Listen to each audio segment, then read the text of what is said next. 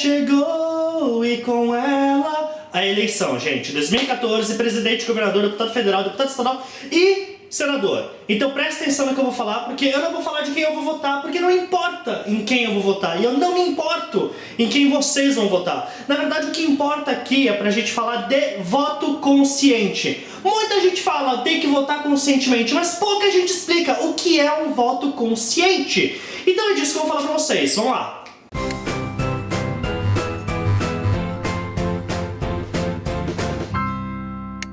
Eu vou confessar pra vocês que eu fiquei bastante tempo, muito tempo mesmo, pensando se eu realmente ia fazer um vídeo falando de política aqui no Cabine Literária. Porque é um assunto controverso, bastante controverso, que dá espaço pra discussão e invariavelmente dá espaço pra barracos. Mas é um assunto que também é cercado de mistérios, é cercado de ignorância, de desinformação. Então se eu tenho espaço aqui no Cabine Literária para poder esclarecer algumas coisas para vocês, principalmente para vocês que ainda não votam, mas vão começar a votar nos próximos anos, é válido. A primeira coisa que é importante para mim desmistificar para vocês é a importância do voto em si. Eu quero deixar claro que você não está votando no seu próximo chefe, você não está votando no seu próximo líder, você está votando em uma pessoa que vai representar você na política brasileira, te representar. A pessoa que vai estar lá com o seu voto vai estar falando com a sua voz. Então o importante é você escolher um candidato que faça parte da sua casa de ideias, que esteja de acordo com os seus ideais, que esteja de acordo com aquilo que você pensa que seria o melhor para o Brasil e quais as medidas que têm que ser tomadas para o Brasil ficar um país melhor.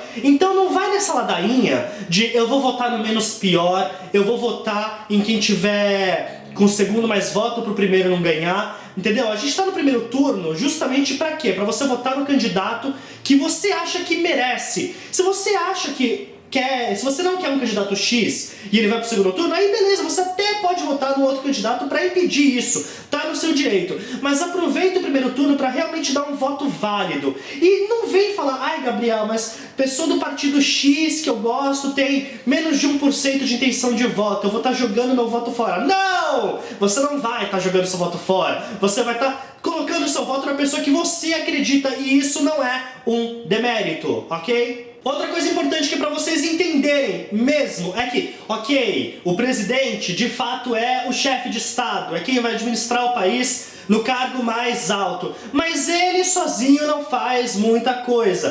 Por isso que é tão importante pensar em quem você vai votar para governador, senador, deputado estadual e deputado federal, porque eles vão dar as bases, as ferramentas para que o presidente trabalhe. Para isso é importante que vocês entendam como funciona a hierarquia da política brasileira e qual é a função de cada um dos políticos que você está votando. O Cauê Moura do canal, ele ainda tá no canal do Otário? Não sei, é ele mesmo? Não sei, é o Cauê Moura. Ele fez um vídeo chamado Resumo Política, onde ele fala super rápido, em 5 minutos, a respeito dos cargos de cada um desses políticos. Então eu recomendo que vocês vão lá assistir e pesquisem também para saber o que faz cada um. Mas eu vou dar um resumo super, hiper, mega rápido, mais rápido do que ele. A política brasileira é dividida em 3 esferas: a executiva, a legislativa e a judiciária. Os nossos votos valem apenas para a executiva e a legislativa. Vamos deixar claro que, como o nome mesmo diz, o executivo vai executar, o legislativo vai legislar. Então,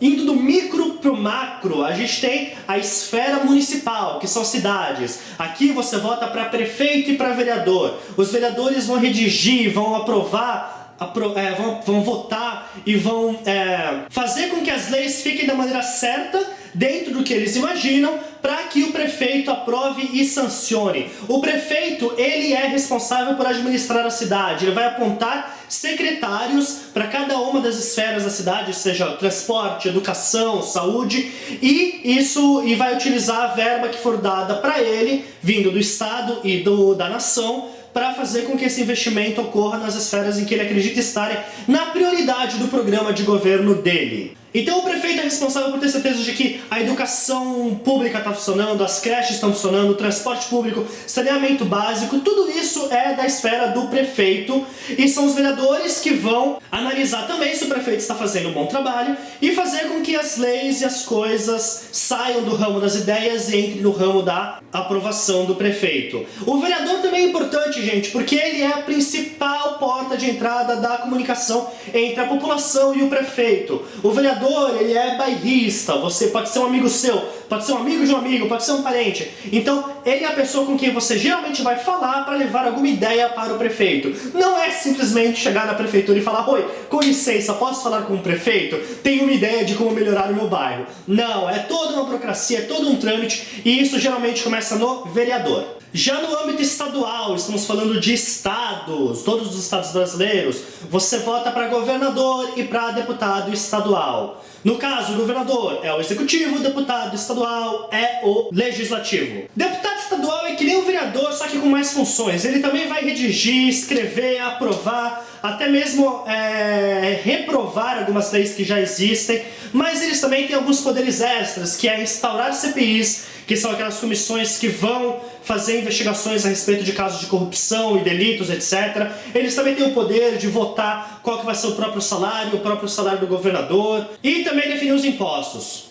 O governador é a autoridade máxima do Estado. Ele vai representar o Estado frente à União, ou seja, ele vai entrar em contato com quem está lá na presidência e nos cargos de lá para poder conseguir investimentos, apresentar projetos, aprovar ou reprovar obras, isso sempre dentro da prioridade do programa de governo dele. O governador também é o líder da polícia militar e ele também pode intervir em cidades quando acha necessário. Tipo o que aconteceu nas manifestações de junho do ano passado, quando a polícia militar foi chamada. Isso significa que o governador interviu durante aquele momento. Daí finalmente a gente chega no âmbito federal, o país inteiro, onde você vota para presidente, deputado federal e senadores. O presidente, gente, ele é sim a figura máxima de autoridade do Brasil. Ele é o nosso chefe de Estado. Ele vai sair do Brasil e vai para coisas de outros países representando o Brasil. É ele que vai celebrar tratados internacionais. Então, as ações do presidente refletem em todo o país, em todos nós. O presidente também, obviamente, administra o país. Ele tem o poder de redigir, vetar e sancionar leis. Ele é a figura máxima do nosso exército, marinha e aeronáutica, responsável total pela segurança de cada habitante que existe aqui no Brasil. E também nomeia os ministros de cada uma das esferas de investimento do Brasil. Daí a gente entra naquela coisa de ministro da saúde, ministro da cultura, ministro da fazenda, etc. Importante também, o presidente também tem o poder de declarar medidas provisórias que são como leis, mas assim, as medidas provisórias entram em efetivo, assim, começam a valer a partir do momento em que são publicadas. Não tem voto dos deputados, não tem voto dos senadores, isso só vai ser feito depois que essa medida já for instaurada. Então o presidente tem esse poder, que é um poder bem grande assim, então é importante você votar na pessoa que você acredita que não vai usar os seus poderes para o mal, para o lado negro da força.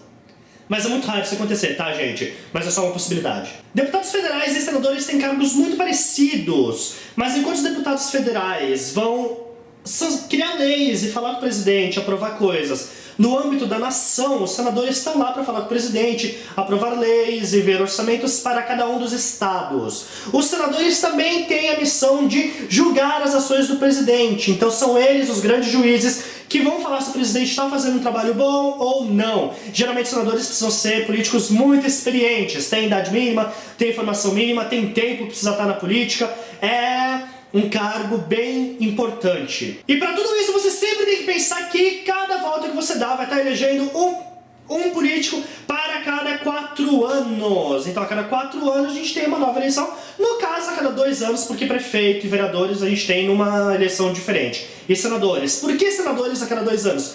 Porque senadores é o único cargo que a gente vota cujo mandato é de 8 anos. A gente tem 3 senadores para cada estado e cada estado vai eleger um senador a cada 4 anos e 2 senadores a cada 4 anos. Entende? Então a cada 2 anos a gente vota uma vez para um senador e 2 vezes para 2 senadores. Então o que você percebe é que o nosso sistema é um grande toma lá da cá. Ele é visto, o sistema político brasileiro é visto como um sistema super bem estruturado. Aonde estão os problemas? Na corrupção, nos políticos que nem sempre estão pensando no bem-estar da população e sim no bem-estar de si próprio. Mas como eu falei, é um toma lá da cá. Ninguém consegue fazer nada sozinho, nem o presidente, gente. Então é necessário que você, na hora de votar, vote sempre em políticos que juntos têm a cabeça parecida, têm ideias parecidas, porque dessa forma as ideias deles vão passar mais rapidamente por todos os processos que fazem com que a mudança ocorra. Só o presidente não pode virar e falar: gente, tá liberado adoção gay, tá liberado casamento gay, entendeu? Não, tem que passar por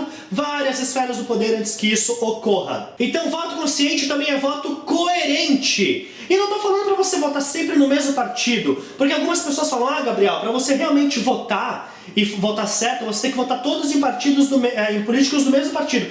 E não exatamente é o caso. Por quê? A partir do momento que você vota em políticos que têm os mesmos ideais, os mesmos programas, as mesmas ideias, independente do partido onde eles estão, a conversa vai fluir mais fácil? Sim. É claro que tem aquela coisa de partidarismo, querer impedir um pouquinho as coisas ou dificultar as coisas, mas mesmo assim a conversa é mais fácil. Então qual que é o meu pedido? O pedido do Gabriel do Cabine Literária, que você pesquise, que você não simplesmente acredite em tudo que falam nas redes sociais, Facebook, Twitter. Não me entenda mal, porque a internet é uma grande, enorme ferramenta na hora de você criar uma consciência política, na hora de você pesquisar, mas você tem que tomar cuidado para não acreditar em tudo que é dito. Existem diversos sites que te ajudam a escolher candidatos. Eu não estou dizendo que te apontam candidatos e falam: você tem que votar nesse, mas que te dão uma gama de candidatos que têm ideias parecidas com a sua e cabe a você pesquisar a respeito deles. Existem sites oficiais de cada um dos candidatos, onde você encontra informações do programa, notícias, as redes sociais para você acompanhar de cada um deles. Existem sites especializados em fazer análise de cada um dos candidatos, e nisso também entra a mídia, a grande mídia, sites como o UOL, o Terra, o R7, o G1. Claro, cada um deles tem a sua preferência na hora de tentar manipular o seu voto, mas no geral as notícias que estão lá não são por toda mentirosas, mas cabe a você também julgar o que você está acreditando e pesquisar mais a fundo a respeito de questões que você acha mais controverso ou que merece mais pesquisa. Tem alguns sites super interessantes que eu vou deixar aqui na descrição também para vocês utilizarem, que é o Vote Lab e o Repolítica, que são dois sites onde você responde um questionário e ele te apresenta políticos, no caso candidatos, que tenha mais a ver com as ideias que você acha importante. Dessa forma você já tem alguns candidatos para pesquisar. O Ranking Políticos e o Excelências são dois ótimos sites que fazem pontuações para os candidatos e para os políticos atuais, de deputados, senadores e governadores. Mostra a presença dele nas sessões, os projetos de leis que eles já fizeram e acaba tentando ranquear quais são os melhores políticos brasileiros nesses cargos. Então também é interessante você dar uma olhadinha. E finalmente tem o As Claras, que até o momento só tem informações até as eleições de 2012, mas que é importante você saber a respeito do financiamento de campanhas. Quem está financiando o seu candidato? Porque aqui no Brasil a gente tem a coisa de os financiamentos de campanha são feitos principalmente de empresas privadas. Ou seja, as empresas privadas estão colocando dinheiro nas campanhas dos candidatos, para os candidatos poderem fazer mais propaganda e ficarem mais conhecidos da população. Então os interesses dessas empresas também estão em jogo. Por quê? Eles não vão colocar dinheiro à toa no candidato. É óbvio que o candidato vai dar o toma lá da cá. Eles dão dinheiro, o candidato facilita algumas coisas. Então é legal você saber assim quem exatamente está por trás de cada um dos candidatos. Parece trabalhoso, mas não é. A partir do momento em que você tem algum candidato que você acha interessante, que você acha que as ideias podem ser legais, você entrando nesses sites, você fazendo uma pesquisa básica, você encontra muitas informações que vão te dar certeza se você quer ou não votar nesse candidato. Então você vê, não é questão de você pesquisar todos os candidatos do mundo, e sim aqueles que te interessam, e você ter certeza de que você está colocando o seu voto no lugar em que você acha que merece. Porque eu honestamente acho absurdo a informação de que muita gente sequer se lembra em quem votou para deputado federal, estadual e senador nas eleições passadas.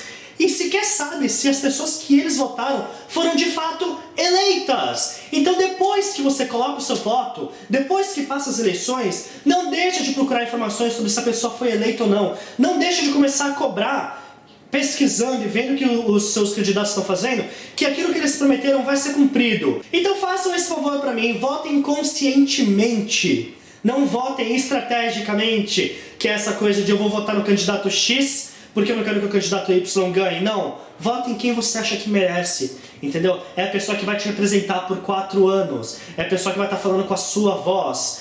É foda, cara. E não adianta simplesmente deixar um comentário aqui embaixo falando: poxa, Gabriel, adorei suas dicas, você é o máximo. Não, o que eu quero que vocês façam é que realmente façam o que eu falei, ok? Não simplesmente deixar o comentário e fechar o vídeo e voltar para o vídeo de sempre. Não, dá uma pesquisada, cara. A política é bagunçada, mas é legal de entender. A partir do momento que você entende, você tem mais propriedade. Porque o que a gente vê por aí é muita gente simplesmente falando mal e não entende nada do que tá falando.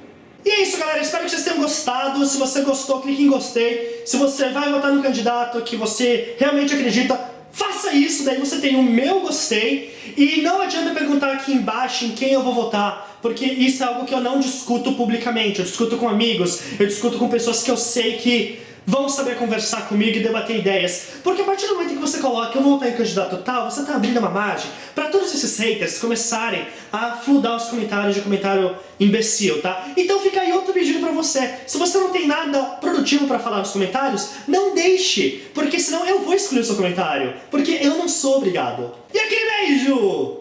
Inclusive eu vou usar esse espaço aqui agora no final pra desmentir uma mentira que é sempre falada nas eleições. Na verdade, 2 mentiras que são sempre faladas nas eleições.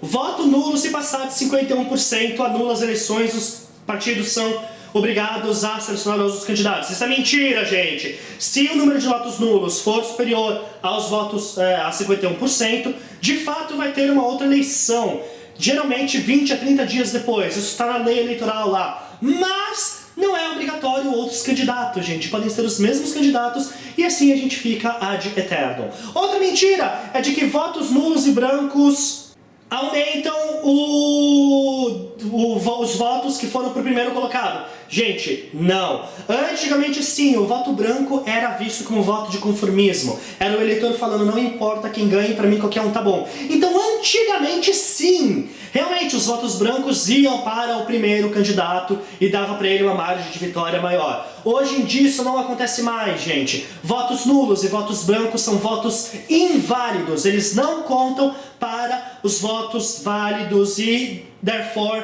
não contam pro cara ser eleito. Isso para eleições de candidatos presidenciáveis, governadores e prefeitos. A coisa muda um pouquinho de figura quando a gente está falando de deputados. Por quê? Porque deputados e vereadores, no caso, são eleitos através do quociente eleitoral, que é porcentagem em cima de todos os votos válidos. Então, a partir do momento que você vota em nulo ou em branco para deputado e para vereador, você está diminuindo o quociente eleitoral porque o seu voto não é mais válido, portanto, o número de votos válidos é menor, então para você ter uma porcentagem maior é mais fácil, você vai estar facilitando que talvez um candidato que você não goste consiga o cargo. Então, entendeu? Para presidente, governador e senador, isso é balela. Voto branco e voto nulo não interferem em nada. Para deputado e vereador interfere, ok? Beijos, obrigado!